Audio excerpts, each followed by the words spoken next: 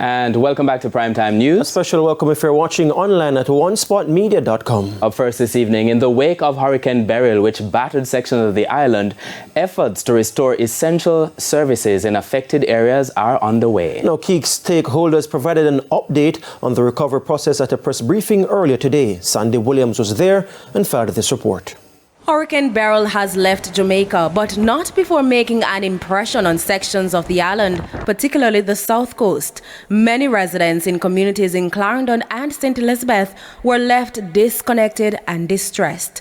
Telecommunication companies Flow and Digicel say they have been making progress in restoring connectivity. We're currently at 66% availability on network for mobile.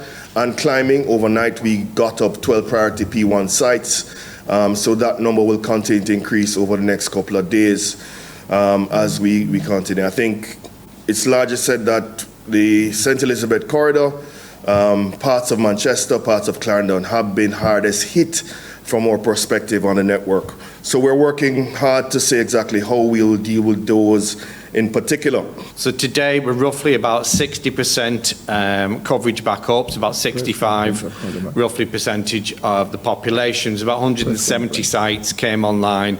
They've been working together and in collaboration with the Jamaica Public Service, which also suffered damage. Our first 24 hours have been focused on the assessment of that damage.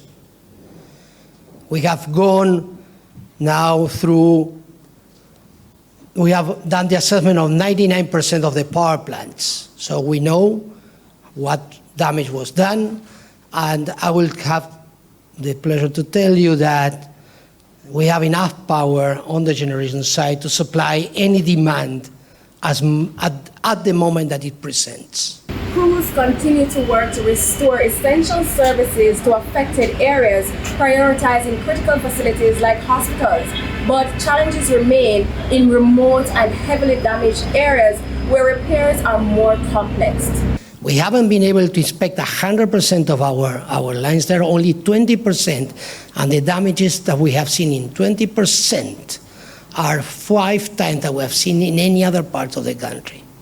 So St. Elizabeth is going to require a very dedicated and intensive actions to be restored back to service.